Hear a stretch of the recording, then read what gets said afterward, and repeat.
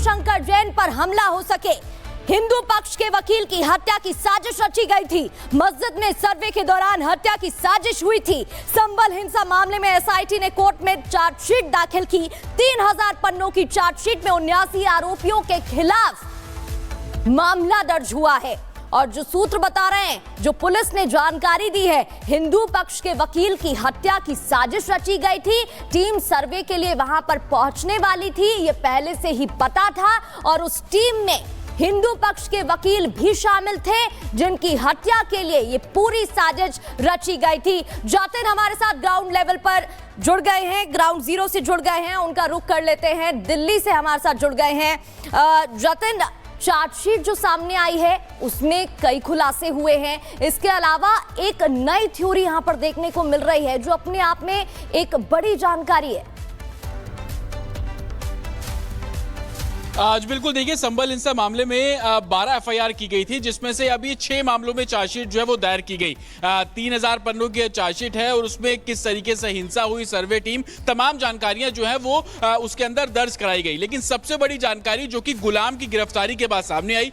गुलाम वो शख्स है जो कि विदेश में बैठे सारिक साटा का बेहद करीबी है। गुलाम ने यह बताया कि कैसे हिंदू पक्ष के जो वकील थे उनको मारने की प्लानिंग थी, पुलिस बल पर फायरिंग करने की प्लानिंग थी, और इसी के चलते अवैध तरीके से जो हथियार हैं वो 24 तारीख जिस दिन सर्वे होना था उसके एक रात पहले यानी कि 23 तारीख की रात को वो सभी हथियारों को संभल लाया गया था। और उसके बाद जो गुलाम के साथी थे उनको वो हथियार मुहैया कराए गए। और उसी के बाद देखा गया कि किस तरीके से दंगाइयों ने फायरिंग की थी। इस मामले में 4 लोगों की मौत भी हुई थी। बिल्कुल, और उससे जुड़ी तमाम तस्वीरें भी जतिन हमारे सामने आई थी, हमने दर्शकों को दिखाई थी। इसके अलावा ये जो नई बात सामने आ रही है कि हिंदू पक्ष के वकील की हत्या की साजिश रची गई थी, वो भी अपने आप में काफी चौंकाने वाली बात है। बहुत बहुत शुक्रिया आपका। आगे बढ़ते हुए इसी से जुड़ी आपको रिपोर्ट दिखाते हैं, क्या है साजिश की सच्चाई।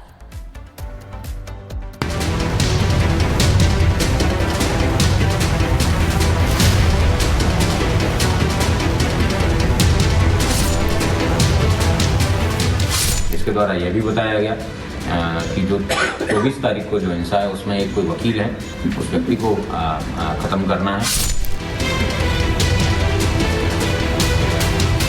यूपी के संभल में हुई हिंसा के मामले में जैसे जैसे उपद्रवी पकड़े जा रहे हैं, खुलासे पर खुलासे भी नए नए हो रहे हैं। संभल हिंसा मामले में गिरफ्तार गुलाम नाम के एक आरोपी ने अब खुलासा किया है कि 24 नवंबर को हिंसा इसलिए की गई थी क्योंकि टारगेट पर हिंदू पक्ष के वकील विष्णु शंकर जैन थे, जिनकी दंगाइयों ने हत्या करने का प्लान बनाया था।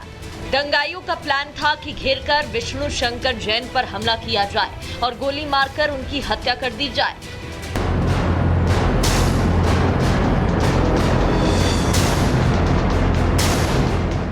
दरअसल विष्णु शंकर जैन कोर्ट के आदेश के बाद संभल की शाही जामा मस्जिद का सर्वे करने पहुंचे थे। वो सर्वे टीम का हिस्सा थे, लेकिन जैसे ही सर्वे टीम संभल जामा मस्जिद पहुंची थी, दंगाइयों ने पूरे जामा मस्जिद इलाके में भयंकर बवाल मचाया था। आगजनी और तोड़फोड़ होने लगी थी। उपद्रवियों ने पत्थर, लाठी, डंडा, गोली बारूद से हमला बोल दिया था, लेकिन गनीमत रही कि दंगाई विष्णु शंकर जैन तक नहीं पहुंच सके और संभल पुलिस ने दंगाइयों को सर्वे टीम तक पहुंचने से पहले ही रोक दिया था। संभल पुलिस ने खुद इस बात का खुलासा करते हुए कहा कि विष्णु शंकर जैन की जान को खतरा है, जिसके बाद उन्हें सिक्योरिटी देने की मांग भी कहीं न कहीं उठाई जाने लगी। इसके द्वारा यह भी बताया गया कि जो 24 तारीख को जो हिंसा है उसमें एक कोई वकील है जो कि बाहर से आते हैं और वो जगह जगह पे एप्लीकेशन डालते हैं। इनके द्वारा ये निर्धारित किया गया, जब प्लानिंग में असले देने के समय उन्होंने उसको ब्रीफ किया गया था, उसका फोटो भी उनको बताया गया था कि ये इस तरीके का व्यक्ति है, जोलिए का है, इसको जामा मस्जिद के अंदर किसी भी सूरत में पहुंच के उस व्यक्ति को खत्म करना है, उससे देश भर के अंदर हिंसा फैलेगी। संभल हिंसा मामले में कई और राज हैं, जिनसे पर्दा उठना अभी बाकी है, क्योंकि हिंसा में शामिल रहे कई आरोपी अभी तक फरार हैं और उनकी पहचान अभी तक नहीं हुई है। हालांकि संभल हिंसा मामले में पुलिस की तरफ से करीब 3000 पन्नों की एक चार्जशीट दाखिल की गई है।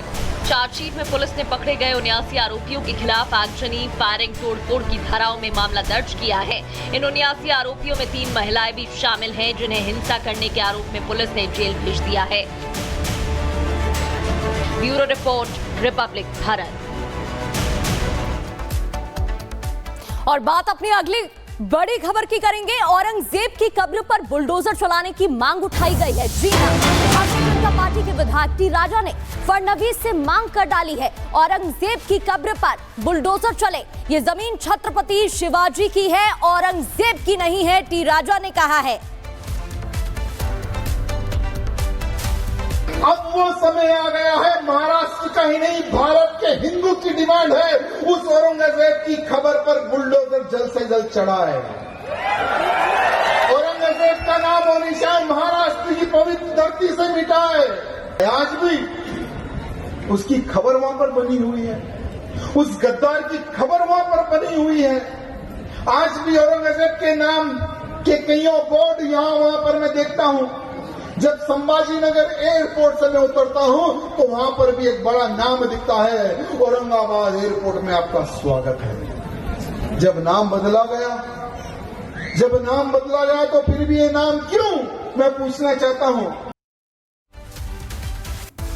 और इजराइल पर बहुत बड़ा आतंकवादी हमला हुआ है। तमाम तस्वीरें इससे जुड़ी सामने आ रही हैं। इजराइल के कई शहरों में सीरियल ब्लास्ट हुआ। इजराइल ने कई बस्तियों में सीरियल ब्लास्ट की ये तस्वीरें।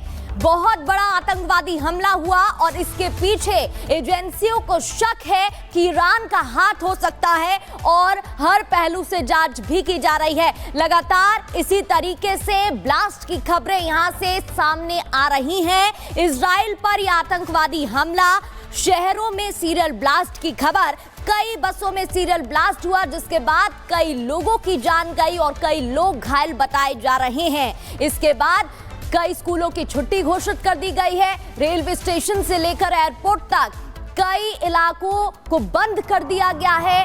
और ये तस्वीरें आप देख रहे हैं जहां बसों में अचानक से धमाका हो जाता है और उसके बाद अफरा तफरी का माहौल देखने को मिलता है। लोग इधर उधर भागते नजर आते हैं और ये जो बम धमाके की आवाज है वो भी आप सुन सकते हैं। एक और आतंकवादी हमला तेल अवीव में, इजराइल की राजधानी में हुआ। पेजर का बदला क्या बस ब्लास्ट से लिया गया? क्योंकि इससे पहले आपको याद होगा ईरान में अचानक से पेजर फटने लगे थे, जिसके बाद कहा गया था ईरान की तरफ से कि वो बदला जरूर लेगा। इजराइल में कई यात्री बसों में बम धमाका हुआ। एजेंसियों को शक है कि यह धमाका ईरान ने करवाया होगा। तेल अवीव में 3 खाली बसों में यह बम ब्लास्ट हुआ है। 3 बस बताई जा रही हैं जिन्हें शिकार बनाया गया। बम धमाके के बाद बस रेल सेवा भी रोक दी गई है।